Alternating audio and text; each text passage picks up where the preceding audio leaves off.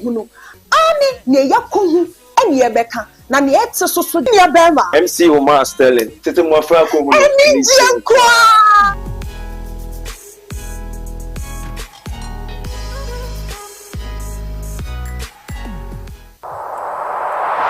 eni jisem ne TETE MMOFRA online TV akofaba TETE MMOFRA AKOHUNU ani ne yakohu eni ebeka na ne etse soso de ye kama ni yeji yejimu mako te se beans ni ya pensen mu ama wati ase sia ye wo TETE MMOFRA online TV na ye nti ye ni ewo ani ti ensem ho enti sia me God's lover fu mini abema MC Uma Sterling TETE MMOFRA AKOHUNU ani jiankwa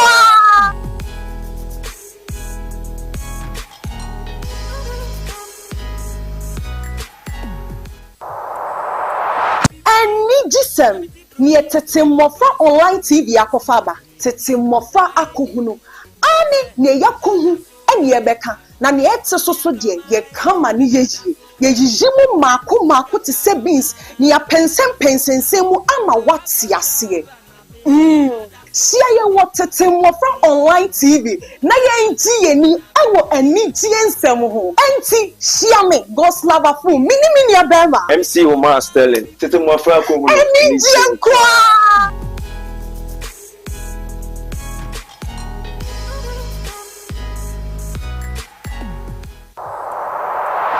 eni jisem ni TETE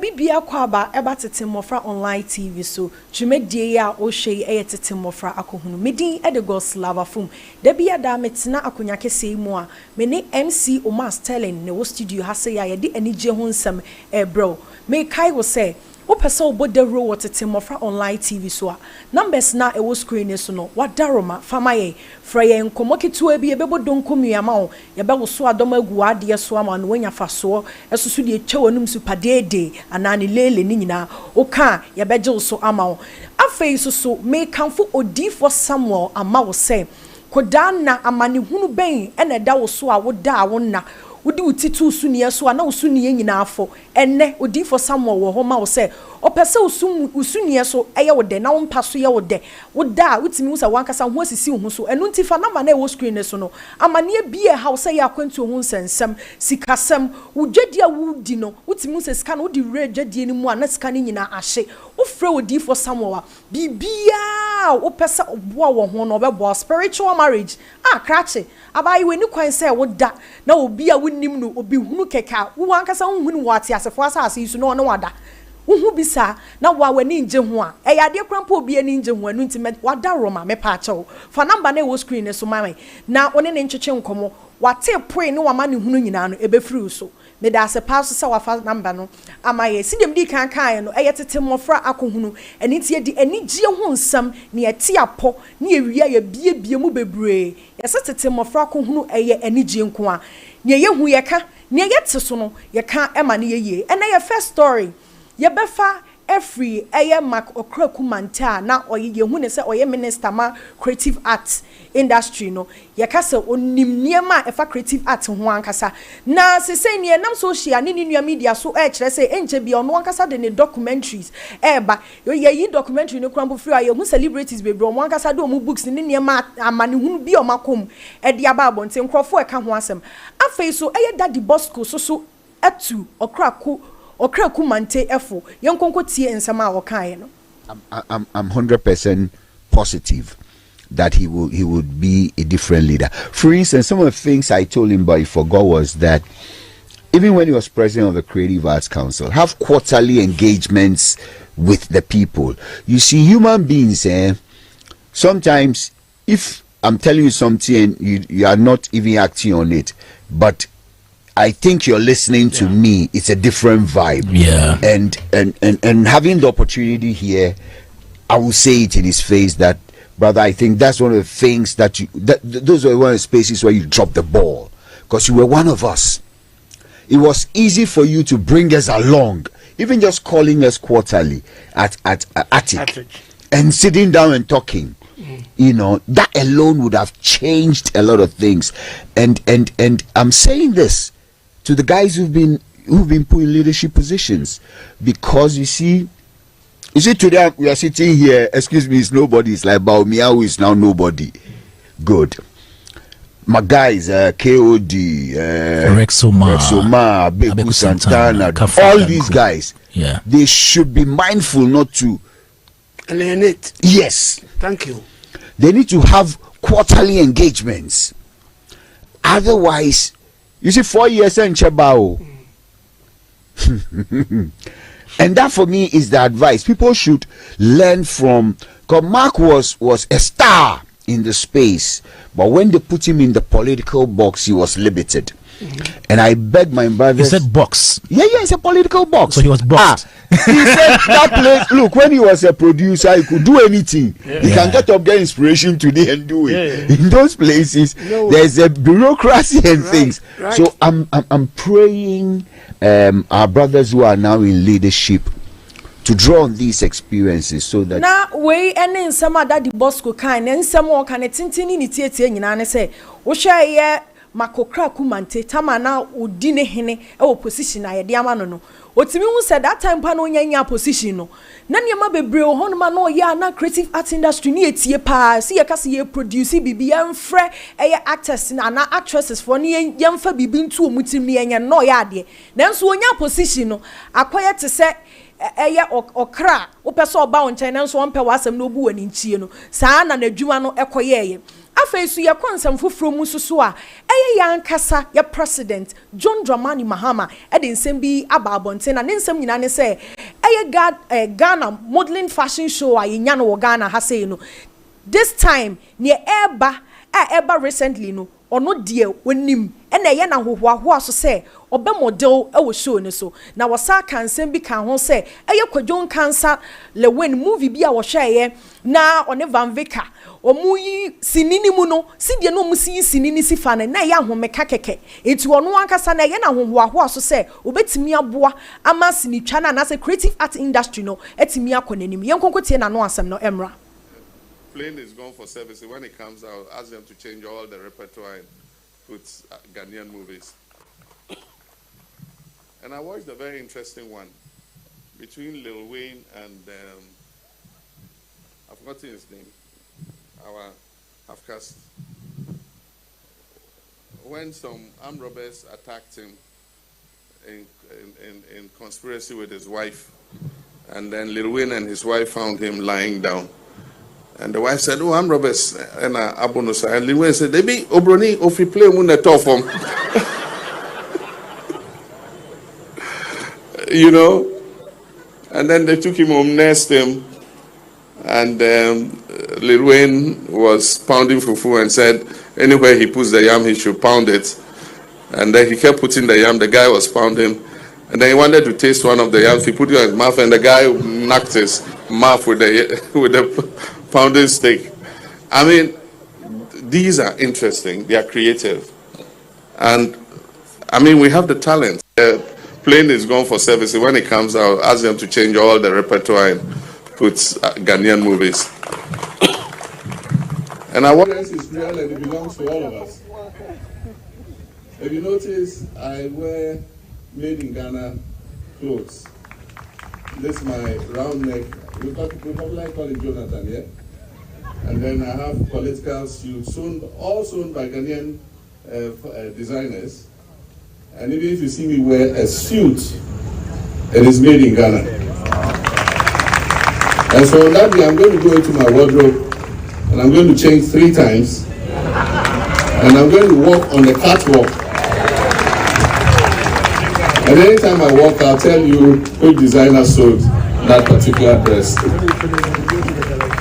I also eagerly anticipate the Accra, Tamale, Kumasi, Ho, and Takrady street carnivals.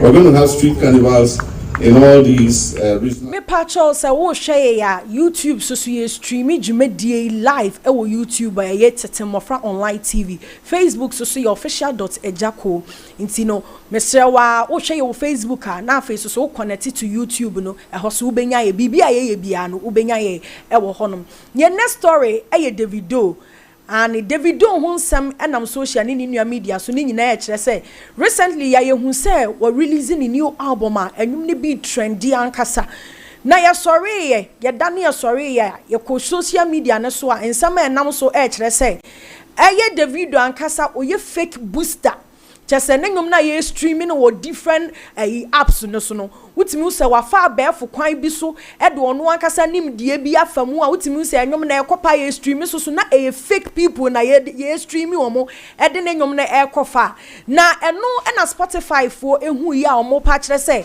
omate 18.8 million Ghana cedis every any streaming nimu that I don't know if say a cedi so say a dollar so that kind of numbers no me deduct 18.8 million streams no on Spotify na eno na obi so kan nsem bisi ane na ene say a whole one album say mpo ene deduct 18.8 million every one. That is very crazy. That is very crazy. That means, and I don't want to talk much because after this conversation and I said this intro on this issue, we are going to dig much about it. And see, this is what is going on social media. The fake booster be a boosting a trend with social media and so Spotify say you boom play for young form of their mind. Yeah, form of their mind. Now Spotify in Kwan 18.8 million. This is very crazy. Ya next story so suzz abayiwa bia ninsem etwagu ya na nyansam ketwa ni nyina ne se akora bone Bernard edi tuo call classroom ni wakwakoto tuo na ma etuo ne ho mpopoye kakra akogu nani ama abayiwa isese no na fa classroom esuade no ono de otifie ene yesisa kokoma no fise ne ho mfa no na emu ho no monsem bebre abaye last week krampo ye be ma mo recap of Bernard asisi ye ma ni 2 billion of bills ya no on de onkonko tenafie ne emumum ncha 2 billion e ho nsam so ye be kan wo TETE MMOFRA AKOHUNU iso na say new story abano kire say yan kasa ya president nenua Ibrahim Mahama ese obeboa bibia obeye se abayo nani na sa beba back biem no obeye nya no kwa ya hu se Dabo so kire say an obe support ama abayo suzz so wanya nani ne back no wetimi akwa classroom ne na afefo so akwa akosua ade enti we ni nsama eno so nam social eni ni nua media so abrantia your friend James Brown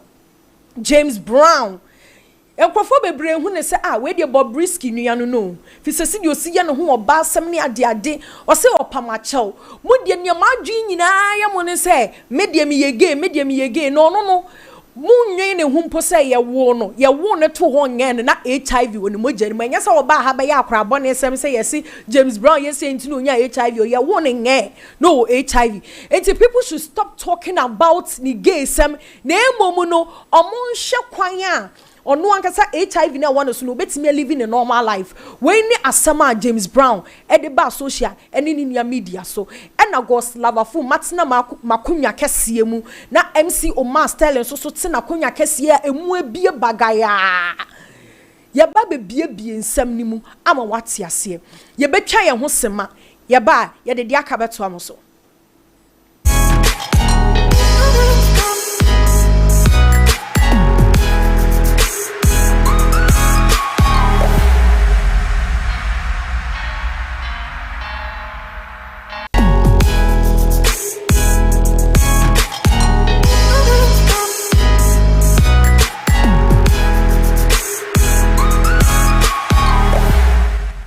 bibia kwa ba eba TETE MMOFRA online TV so dwumedi a wo hwe ye TETE MMOFRA AKOHUNU me power chow so wo pese wo ton wade e wo TETE MMOFRA online TV so a numbers na e wo screen so wadaro mafama ye ni ye ni wundi dwuma e ye hyehye ye ketua bi ana wo betimi afa number ye a me ba bebobo 02071703130 02071703130 afa so odi for Samuel e wo homa wo se ni e ha obia ye hunhuma asem what the wasem be dying or beboa am what to ase eya kwantu hu nsensem asase hu nsensem spiritual marriage wadwuma no wotimi hu se wodi sika hyema na ato age ne ho wodi sika hyema na age ni nyina ade bia ye koda na ewo so a wa wodwen hu a wonte ase no hunhum nsam de woni hunhum ani enti fa wo ha nyina ekodan odi for samo obetu ase ama ote se ne yetu banche no aha eni koko medase inti afei so ye next segment ayekoso ne say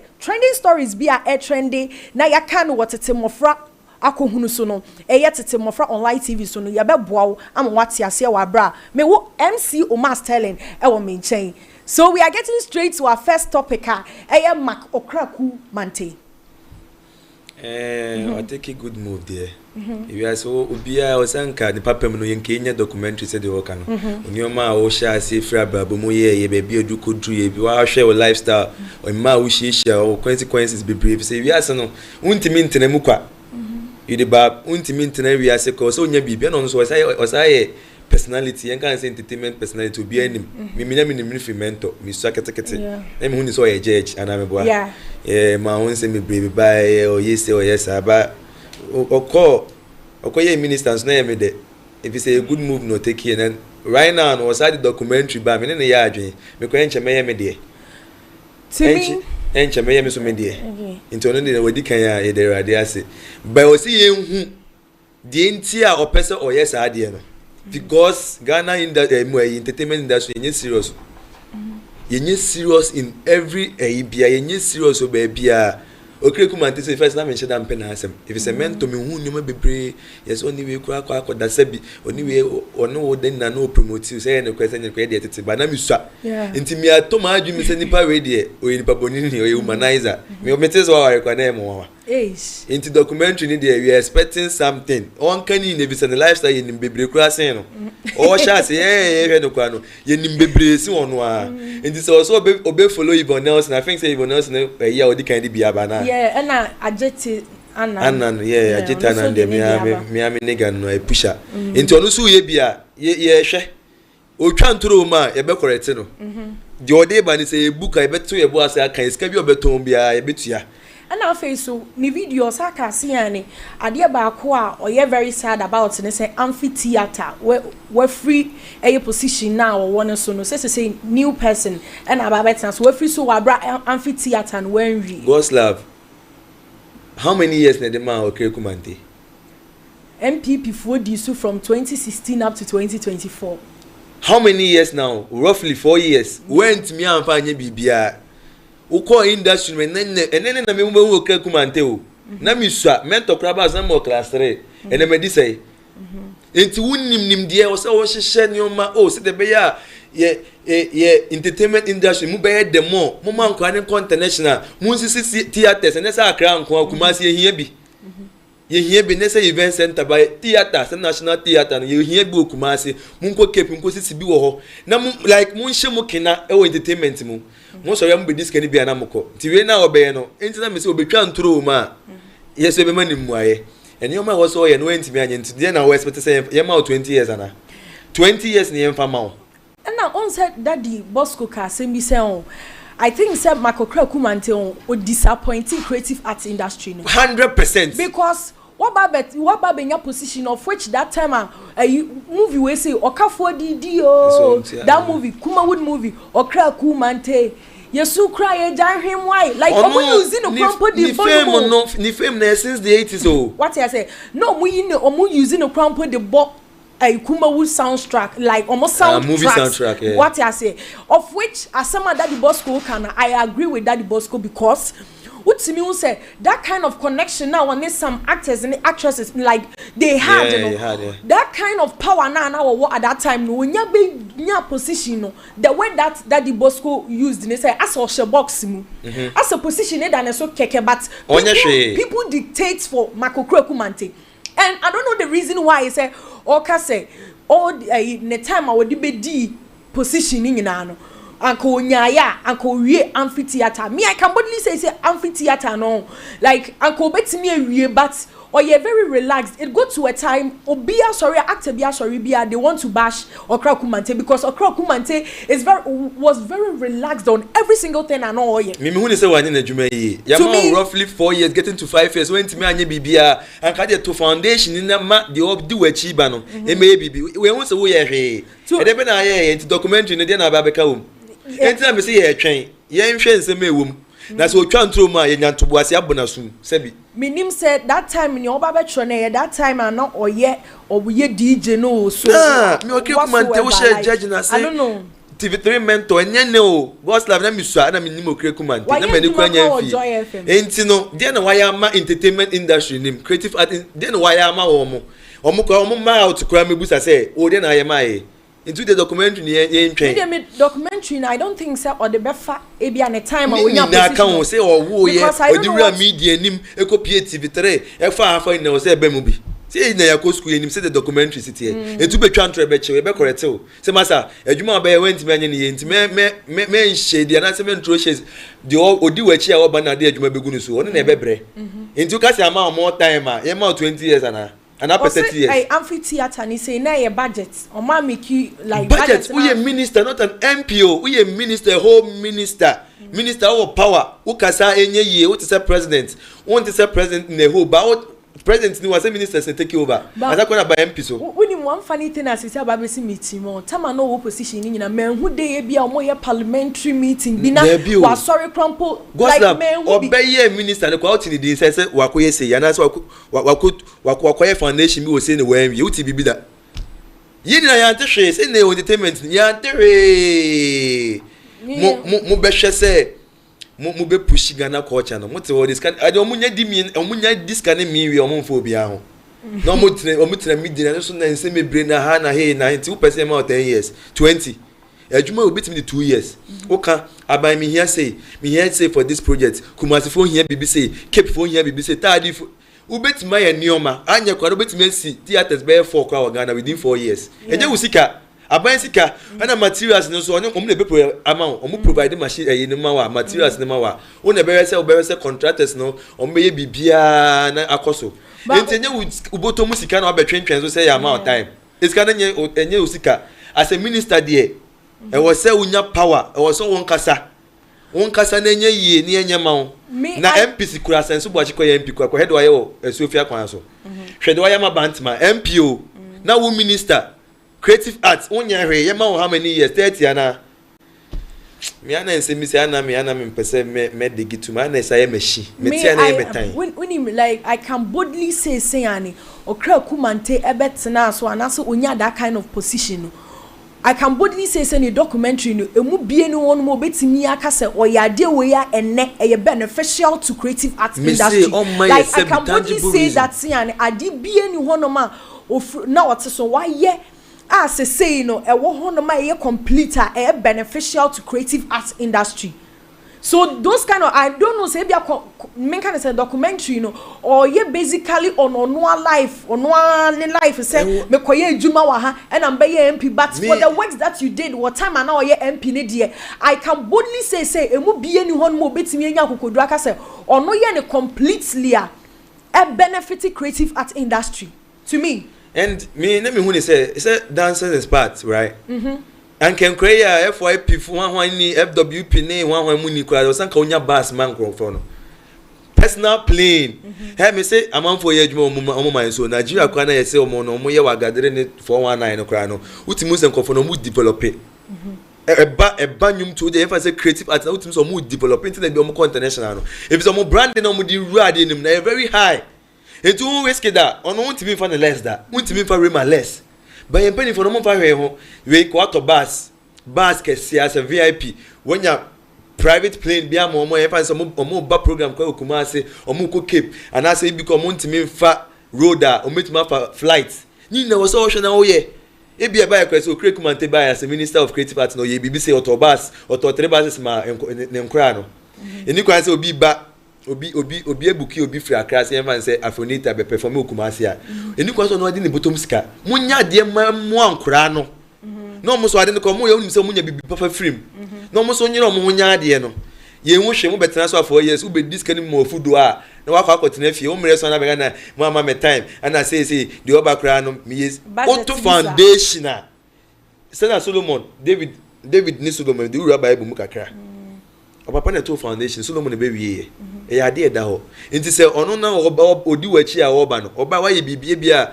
ka wu city ata na ba wa wie obetima ba beto aso adwuma ne ba betima ka se okreku mante ye bi na wo so be ye be mu mienu mi din ne bebo ba Ghana ha no chopelo ye de 4 years of person on fa nyeni ni na nka so okreku na ya de no asimesi na ya de ye nyene ma sa edidi mami ndi bi auto foundation no wa ye bibi kakra obi aba beto aso o man na ye ya ebe se ye ya ebe koso ye ya intelligent na chopelo ye mo de mimi hu adwuma papa bi obeye obesi so command ni din da obesi so 4 years now kan man ni din da so wa ye bibi sei and so wa ye bibi sei ma creative art no e de no obeye God's love in you maybe say ana me ana ye meshi sometimes Pacho your next story Yankasi President John Dramani Mahama eso aba wontin ya mekasa say Ghana ha say the fashion de hu hia yankasa say de Ghana ye kasa fashion hu nsensam dia say yampama de ya de pa na say no Ghana fashion modeling na eba so no ono akasa etunu hu agina ho SCPC ane say kwaku manu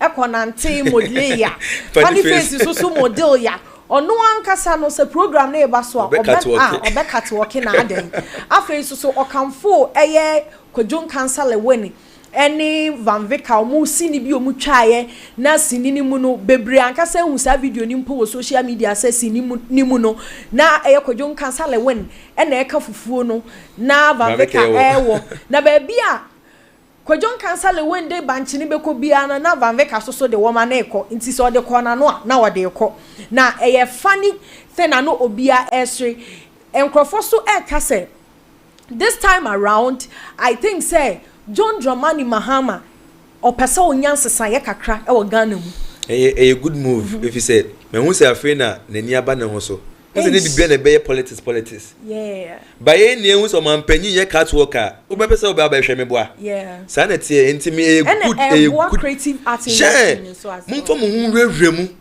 if I say Kennedy no wa organize event bi in the name of Kennedy Japan and I say Kumasi Skafo mun nam bitimi aye bi say the be ya entertainment we ne be koso kama Mahama baba bon so be cat work obian person ko ba ko he Mahama me kwanka me ko bi if I say wa dress wa show he obi na say obu pa ko say efe and I say wo she ne mema dress cry na mu afi no wake up Ghana wake up Ghanaians mu wake up ni e ka chire me say fashion week without Mahama no bo dan kenko asema nkoma be ko di ne honum say ka obukura be fono bo mu se president ba o metuto mu nyoma yi enyesi na obakwa na sa hanye kama a good idea no oye no bo no di ne ho ahye so be minim se onye ba o kama mumura ba so se Mahama kura be ba enim nim se mpenifo bebre so do musika shem ewe no afemesa afi no me se Ghana for ye bi ba iro bi di em som coin Paris me boa every year be mo ko Paris fashion week mo ko Paris ene o Somalia ko na se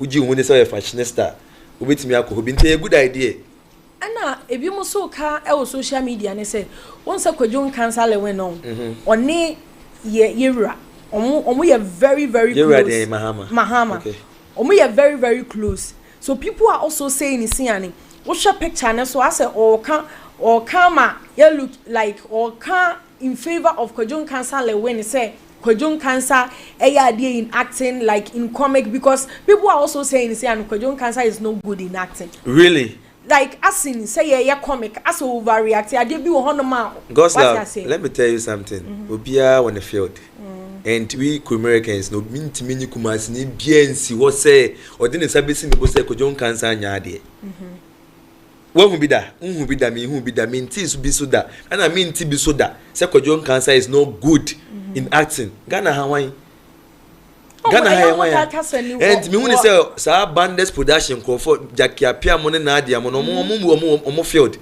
and omo kwa sometimes I no mo feel kuma would know yeah e wi ase o ma menka obia pejimi obia feel said yonku njimi ni ensere and Kwadwon cancer o ka say Kwadwon cancer enye good a me hu ni say a one way style movie bia behwe bia Kwadwon cancer ya kokora o They say we need play role ya branti a enye fe bio. Enye fe bio man. So dem ya adwen. We dey kojo nkasa koto so nya branti o movie ma enye fe bio. Ade so dey nwi tare ye dey sa akokra. Ene obetimi sami obetimi a joke am wasere. Ena branti ene krampo no. Oye ne sa branti a in what way because enye fe bio. They say ona mokra na. What the nation say sikani fanboy and I say romantic scene kra. Enye fe. O dey enfo nya to nchen kra. O dey need play Abrantia enye fe bio. Wonim me sheni movie bi na asa woni obi e kwa koda say they will kissing e ho no share. You see that? Like I'm sorry. You see that? But this one, so, like seriously. Enti you can't change kojon cancer say me don person can say we play one other side. Sideways in ko de bia kokra. Side na sha say 2014 Jackson K Bentum. No say kojon can ne mo pa kokra bi na ye movie no. Yenya kojo se metimi aye mo de mon dress me keke bi de nanti bibia be mamo ana mo de ye na kokra na fa ye every 2015 kojo cancer lewe na ya kokra be 2025 ti say wo shade na image na ba beto ni say nya kokra enya ofe ontimi enjo kisabi enjimi say de o ya kokra no obeya branti ontimi njimi ma na nya fe bio enti omu ni say e sideways acting ontimi ma say the no at the last week na wo kana make comment be say Mr. President, you can company play. Yeah. Obi, we have so many old men or more industry. Kofi Adjolo ho. One when you ho, muni na betime place aro no. But no any production into no. Also betime aye. Director ni say, if it's a whole director no puni ebetu ya aka. Nti me na ye production me say ni say ya. Who say, uni say, ni na ye problem say man for sure mo de kan ho asem say onye good. Untimi nka nchem say kojon cancer nye good. And that's not more person much about San on person can me you. But that's an it. Oh, yeah, where's a good junker so you're good. Oh, you're good. But see you see can say Sinina o channel. One way. One and our face so no. I don't know, but me when it's sometimes directors and another dynamic and the directors are not helping. Kojon cancer. The movie say na who so no ya kokra. Or ya brand here. And the miracle films ye movie search twegu when no ya brand here. Kojon Jako movie no ya kokra na ye movie bay. Let me say one do 10 okra. I know ya kokra on will be at the play be was saying for man. I brand you akokra o obemana yesre. If say no the shots here. On the miracle films shots here na mama ground as abiamo then time if be ye ne sunsumu hwan ni na if some movies no sorry bana de no ya brand here. There's no acting man here. Into directors mean they be me blame you omo. Kwajo you can't do this. Yen fa on try we kakra. Brand team kakra kokra na do sa afono ye. Sa no person mo chere se onye good o ba sa no mo person mo chere se akoye one way. Kumawood movie. Before be my also say pastor bebem. Protagonist antagonist one way one sided and no na mo ye ti de bi akra for me twa ye chisa. So you agree say Kojon cancer is you're good. Or you're comedian like yeah, we all know. Okay. Don't you know? I know, okay. But that's what they are saying. Yeah, or you're comic actor, 100% comic actor. But I mean, I think the directors are not helping. They are not helping. The directors say me with production. Now I'm a director. Who also controlling me? What's the meaning of direction? What's the meaning of a director? When I watch them, I know. Friends, only see I was saying this year. So director chose for only see another kusia where muno. A production kwana who work off and say on chair the year. Sanka bit my directing one, phobia, Ukojina Rema, action 3-2-1 action. I walk. Wow, be what they on your own. But what choose to direct? I don't know. I say, Ubenya be on him. When I say, Nimuhiamau, oh baby, into Munya Monomunyo Majuma. Me pacho, your next story, Davido, make a recap of story no me yesi ani 18.8 me pacho mo fan cheme why me pacho 18.8 million streams na o ma deduct every Davido album o release here our Spotify ni nyina ne say yesi wa fa abefo kwan so bi anasa kwan boni bi so e na odi boosting streaming no into o ma hwehwe mahu e na mo akasa say krache yenyi 18.8 million streams every onum kra na wani ati a yani atesen o we ekoso ene Davido nko o ye celebrity a ese scanner wope and I say wo fie motonyo mo ye de obe bia entertainment be scanner de pe meboa enti ono no we ayade ekoso de bia ne se Spotify ne app e nko no ko social media no sko mo ye TikTok utimu sa akoi onyinya nsasem bia o media ne so 4.k followers 1 million views. O kwat wa odwene wa won tia se. Obia boosting account. Baby uja for the nitina nye ya che no. If say Davido or your biggest artist or we are seeing now obi enim no. Almost 80% we are so obia anya obeti Davido woni tirim. And 18.8 million there. God's love me say hi drink a crowd. On what say ho high sense. Send us way scow 18. And I make that 18.8 million streams. Now that yina na wa esono one album punu no. Yes, or say a whole 18.8 streams deducted from one album is crazy. Like that means say we album we nko release any actually say you any say your previous album previous one you see what this can be. This is very very God's love say previous one with this can be. And Davido nko I think last 2 years so sana so mo say Black Sheriff so bibi sa so no mo ye bi see yen wi obi bitin fa nyanyom artist bia ye bi there be say streams in America me aware na me say e kopia okra na obi ye bi see yen wi obi nyom and so obi beat instrumental fa nyom enko so yen chi omoda de bia omonye enti we nya de me no me say obetimi boost sa account no na hold account na obi a hold ne blogger o yes ade no so no is kana omunya wo mu no emfa won say obetimi ato more streams ama Davido e o Spotify e o Boomplay e o Audiomack rather so much dey ntia Apple Music ni na they are fetching we go say omu change answer say omu nya free media nim Ghanaians on dey bia me catch them say mo wake up stop sleeping me hu ni say manikum ono nya bonyum na ondi a chire biem me say na we Davido enyum we assurance still na okọ club at the party Ghana ni e release nyum a within 4 months na enyum no article unti nyum ni bio. Are we working? We are not working. Was it last year or last 2 years or last 3 years I saw a video we are now social media na bisakede nyum ye born Nigeria. Mansa na say nyum ya.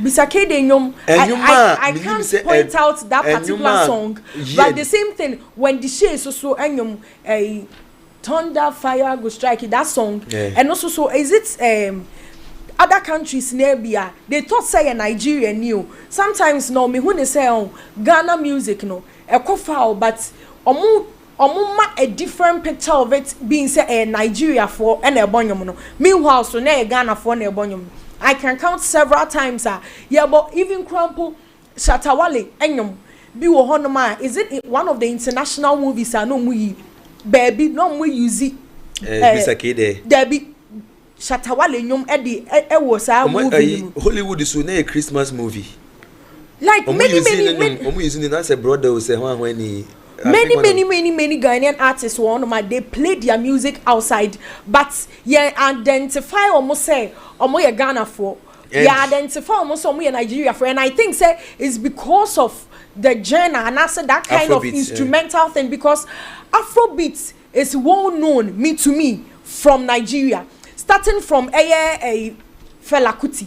Fela Kuti zombie zombie no go unless you tell them to go zombie like it start from a Fela Kuti. Fela Kuti married 12 women and later on allegedly they said HIV killed Fela Kuti. So people know that genre of Afrobeat starting from Fela Kuti. See and Fela Kuti is a Niger man. What I say? So if say you are going to pick something from Afrobeat, definitely when you bring the song outside, people will think say a Nigeria for what I say. But that kind of flair, Ghana ya dual level high life beats na normally we don't use that. Now we don't use serious. I do not find it serious. Like we don't use it. So anytime that Ghana ni and I say artists be bonyom no I am never cover viral most of the times no main cancer just identify that person. Sure. Say or Nigeria ni meanwhile no you Ghana ni.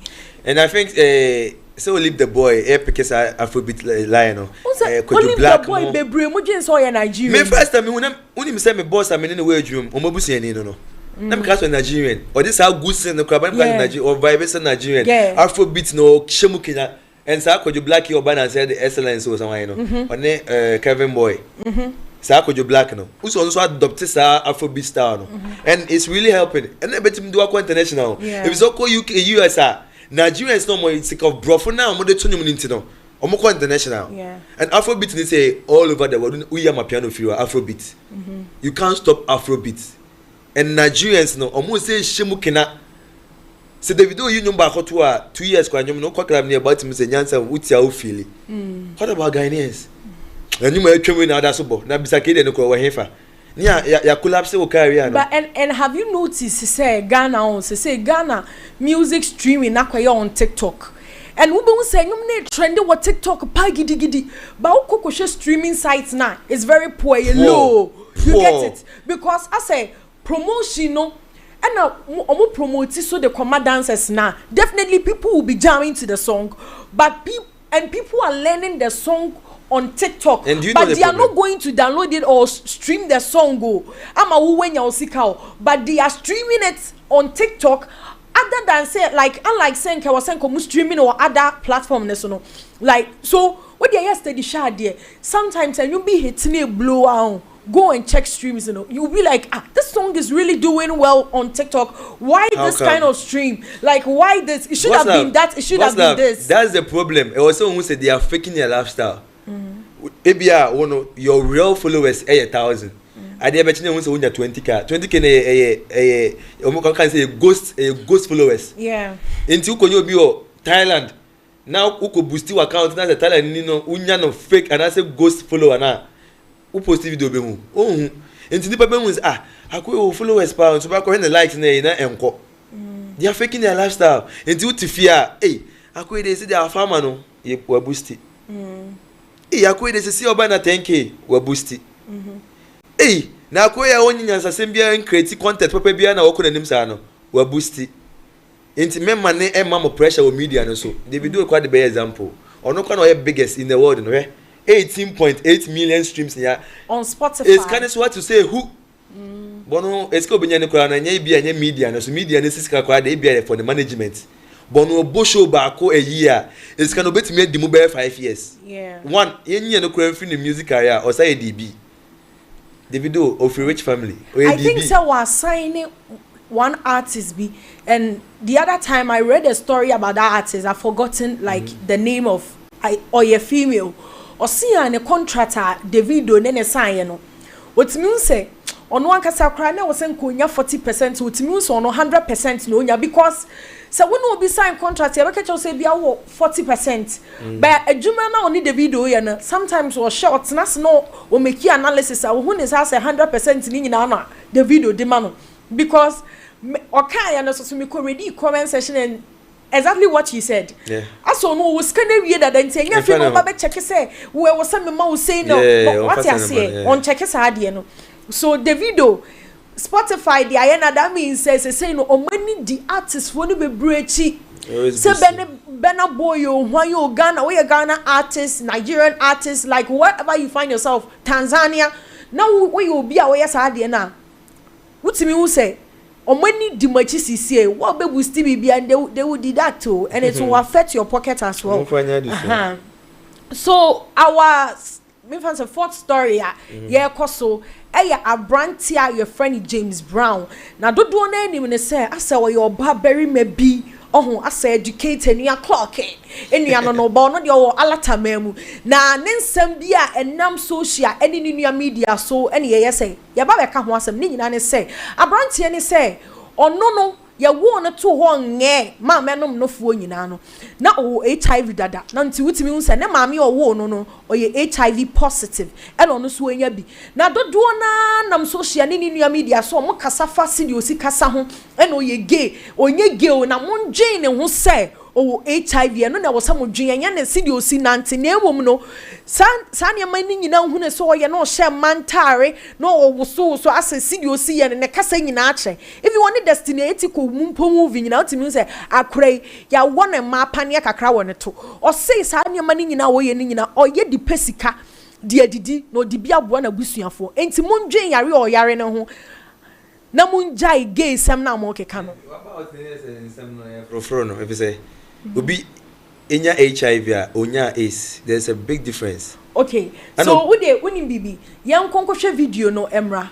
Ye we are beka ho asem. I'm HIV positive. They don't even care about it, and they say they're doing investigation. I'm not a gay. My name is Obialo James. What caused that your HIV? How did it come? It's from my parents to and high. It's from mother to child. That's why I contacted it. From parent to child. Is it a crime?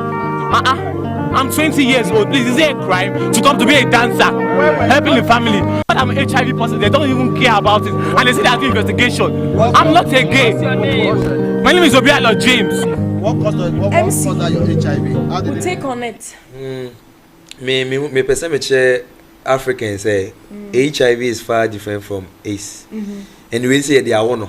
And they say when you AIDS, I also used so in the BDD, and I say used so in the baby. After have a baby, but HIV and I want to treat here it lead you to AIDS. So when you want I can say. Also a content creator. On star no.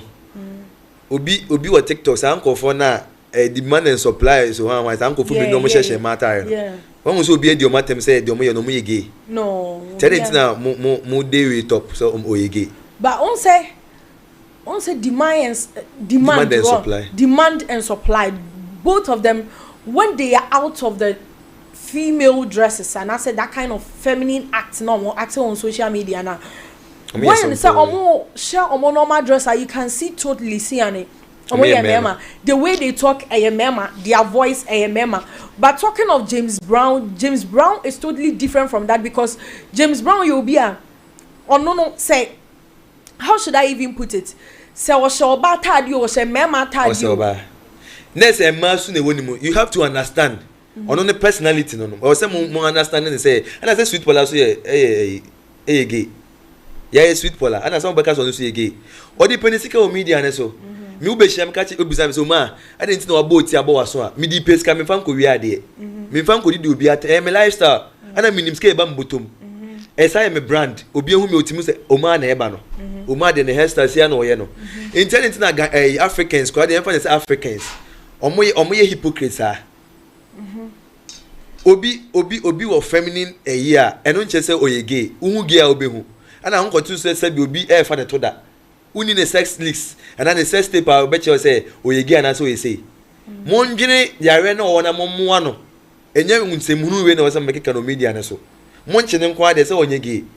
Ene kronfo ne obi a ya che no ye che wo se wo wiada na oye kronfo ba wonche ne so akofo obi to na so obi fa ne to ti ade ntina mo ka se oye gay na nante o me o mema bebro mo yes ade no onye gay o girl ba emmanuel ma woni mu o kasa so bisi aye ne ho o nante so bisi aye ne ho eye ma ntene oye gay na ye de wo no and ontimi nchenyi ne personality. Like, and will you blame the public somewhat because I will always blame the public. She see the osia na to see the osia dine it ye makeup to na no esha rig wey so obi an say James Brown ni na unti James Brown din da to like automatically or your ba amount she see the so we yes had the way di because of money wa she for man ne to no we put it to a hefa for but to be frank who share we one night how did me feel like what because so oh yes had the way di look at the wigs and now apart from seeing or share side any dia pay scanning sometimes or outside the crowd that's how like he dresses what I say in mama send the lifestyle no he can't change and the entire me who say again say or slogan be say princess of Africa or yeah Africa ma princess ma Africa princess of the whole Africa say Morocco say Somalia and Waka Africa.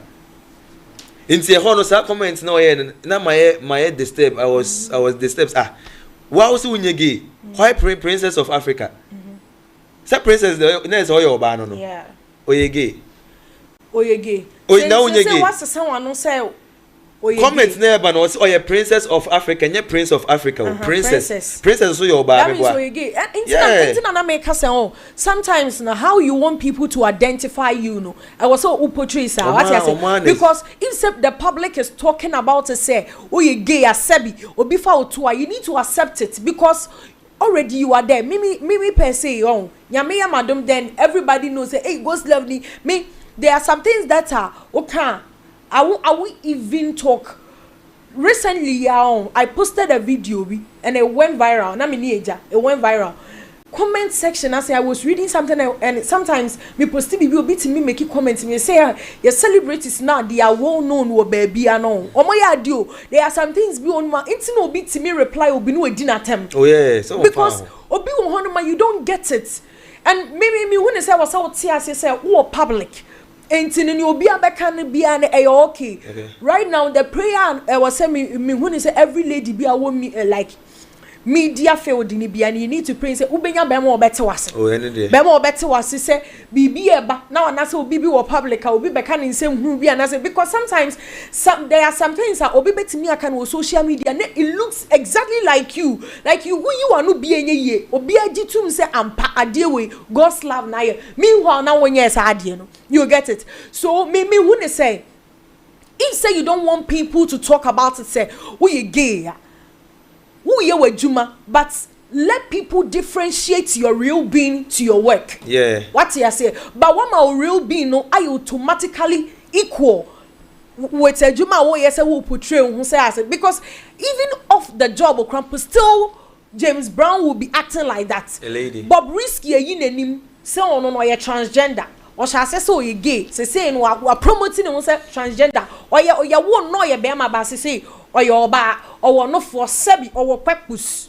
What you say or 20 body crumble if say obi. What you say so or no Bob Risky sometimes when you say me sometimes our life I watch I said you on our kind in fact and people are accepting it say no here. You get it? Say no here. So if see any untesa work on yourself, let people differentiate between real James Brown and you working. And the interview now is onye gay o kasa bebre blah blah blah blah blah no. What me say onye gay. So how I say obako post say princess of Africa. Me nim the no person o che princess. Princess is all your by do to. Ya fa to yeah o kasa kaka prince of Africa dey me say nigga no or ye be ma ba person mo di gay she no. But one kasa out to say u slogan here princess of Africa. Be ma o princess onye gay. O say e be a blogger no. And the two blogger. Because the video, listen, the video came out and the other picture that we posted on the screen, no, like a picture of him of which somebody wrote under the pictures. You get it? So it could be seen and that blogger added the really? Princess of Princess of Africa. On one ka onya ka ye bia ye mfam beto so ye. Now they say God's love akwa yo koto no club I help the bebe fie.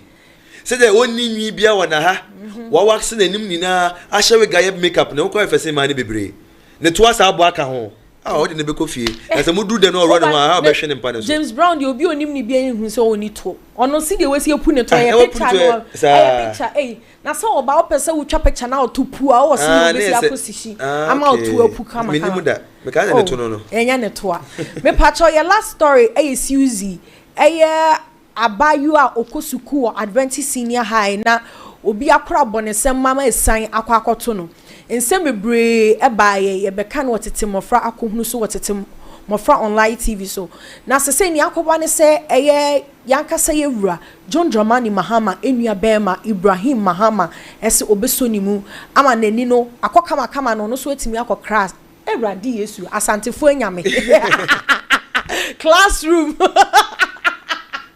classroom akosia de na yankasa ye actor ba ko Dabo so aye na adwen se obeboa ama abayo suzz so afa ne ntima pa efra me pa cho mo fa cha me wan class say I obetimi yeah wan obetimi afo me time anwadi and just so ya santi was as and for them no R obeti Gloria Ophelia Eleka Cecilia bra child and also young cancer brown bread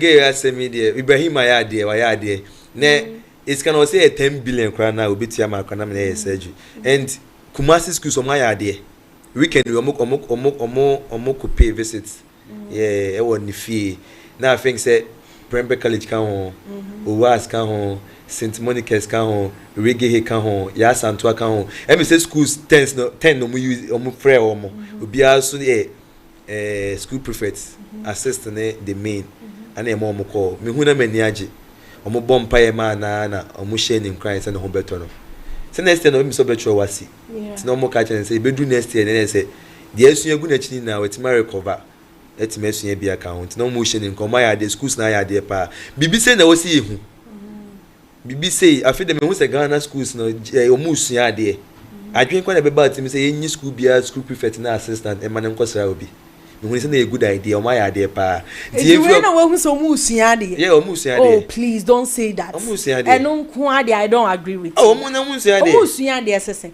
like that means previously no omo sua me na me pese me che o say asem tu obi konongo odumase obi ko obi sikan school say na ko ho no obi ensi konongo odumase na hospital say na why na ye won sikan no ba case we duru ye no me hu say improvement abam o matimi yi school bia 2 say yen kwanko sraga me hu na mani age keke o si wo say no mu jeje ne nchen ana mo ya asore kakra bompa ye ma no o we no mu she ne cry to mo kwa sha ase na mu mpanifo ti mu mpanifo ne e wo siska na mo de bo afi sen kwa ne de o ma ho de ne mo mpa ebo na abo ade a mu niska ti mu na wo se mo de mo botom na ebo a ti me hu say Ibrahim about abekasa na ye me de pa and ya Dabo so de bi kan ho akra no na say sa 2 billion bill na ye charge Bernard ne de iska na o de beto nche ye twe no mu me say you share this issue comment section na bi mo so ka asem bi say utimi hu say Ibrahim Mahama bibia ebekoso ade bia obehu say ebe hu say o take part ye ade no bebre ka say hu ne say ebia because of Mahama nti just to win people's hearts intia no yesa do you think no say they okay PZ or the no rem we or the no rem and I think say KJT akwa say or the no rem ya ka say ya kan ya enti nipa bi say no ya kan say o abada ya manipa o twi nipa so ya father o woma enti onim say de ahosechi ekire like obi ho kire na ofili sikani bia won mo bro ade so mo mutiri mo odin no and mu ni say Ibrahim Mahama ni tiri mo nya den tiri mo nya den ba ko say like say we den kan fa ho ana mpedi esikafo bebre so wo Ghana ha ani ntina why Ibrahim Mahama me ana ka me pesen ka me hukum asefo ne mo say fans ka despite don ko wodi kan kwaku oti ne wodi kan ho ho ani ne wodi kan ne hu say mo no wodi kan dia ansa na nordness ne nkran fo ne dia beto aso okay and a good you know why no me hu say wodi we about so person obo na even 10 billion kwara no be bo ne dia on beto ano akwa no be nyeska pa ni breakthrough ni ni breakthrough pen o use ko on first can be nkwa bo chire na 10 million beba ana skani bia that's why it's plan some ejuma o Ghana ha se ya o de be choba mane maame bo no nkwa de ontena ha se choba bi no de bia mane maame de ya obetimi aye no de bi so be bo na busu afo betimi aye bo no anga se de me advice ne say o use ko mfiri kromu a if say skafo na fe no be donation na wa kasa te Ghana ye de me pa so be free Ghana ha what Ghana me pa cho ye nto aso mate ahefo pa mo hye de bia wotete mofra online TV so dwumedi tete mofra akohunu aha ene edi dwumedi ni nyina ebisi enu ntime kanfo odifo Samuel amaw se ohaw bi eda wosu bia eye hunhumu haw ema wontime nna usumnya so de bia na afo umpaso afo wo fon efiri sa adwenjen ema wonye kese enu ntino fa numbers na ewo screen ne so no ofa ka wo how HOD for Samuel obeboa ama bibia how bia no watu ase kama afei make ebia make say obeboa wa ma bibia ye kama wankasa kra no wo se mi bubo bi nche on se eya akwantu hu nsensem wadwuma wo ye ho how aba ho obeboa afei so mining issue aha nti ebia otimi se wo hu agudie bi wo ha se na bibi kro otimi se wo pe obia mo enya afi na okotwitwa akokọ bia se na ohia moja Fred doctor odifo Samuel me the doctor account because obi obetimi asa yare de oya doctor enti wo frɛ na obeboa ama bibia akototen ama afei so promise and fail oh abayu anwo fefe ti mi say kokko skin da so kama tuntum say yo so twam a obi amfrew ne ye be hye obokra mbo say wo me ye say ama on ade chi a wo say me kura me hye obo say yo so ade na yera promise and feel obabua ma watu ase atimani so bi ani honom eye odifo samo afa so court issues enti wo court ho sensem on wo bi de wo ye kona bra de bi enko konfo colleague ho enko conform abaha enko bia ho ko difo ma pa ho no mboa wo e wo court nsensem ho afa so chieftaincy issues osofo kese obetimi aboa ma we ahenie hu nsensem na obeboa ma wetu hase de what you say that means you correct ankasa oye afa so promotion wo adwumam wutimi so bon homoden bibia mu anase bibia krampa wo ye wutimi so bon homoden e wo senka akwanim so why stagnant wo da so gina ba bia wo gina promotion wo ba na so ye ya ye be promote you simple wo adwuma ne sika na ekura wo ne ye betum 10,000 times na wetimi asifie ni bia hyantade a wo pe afa so spiritual marriage abayiwa madam asori wase me hu afo me de na me hu ya me logolege ne sesen logolege ne so hu ni o ma wo ya logolege anka make say nka wo se MC wo ma style na ebegutu so nanso we hu anasa be makata chie wo da ho no wo be sori na ade ni gina so timi se ade nam ho tata enye a blocking ya mapakrampo free hu enu nti wakodi for some so asoye na me kanfo so ama wo say Debia da Monday to Friday, ukwana suye wa brabo 6:30 a.m. to 3 p.m. Obabua obenya botre tie wo ha na waso ano so ama ubehunu wokumase ahembo buano ehonum na ubehunu enti ejapa family house ahembo bua traffic lights unyana onu ubedi nkomo kama numbers no ene wo screen so no ma membu bobi so ema number ni 0245 479 724 0245 479725 ana 0506157020 frano na oni ni nkomo woni ni di nkoma betimi ada fine ho be ye fe kama obetimi edi aduane a wo pe na wanum nsu a wo pe ane medi ade goslava fum medi anigye ho nsam ena ebrewo metnase de bia da enye me nkwa na metnase na medi anigye ho nsam ebrewo me ni MC Omas Teleno obone ho asafo hene kase the finest MC in Kumerica onu nkwa ni MC a onye MC we hiase ma period enti aha ene edi mu besi me da se wenya abotre na wa hye me wo TETE MMOFRA online TV so bye bye.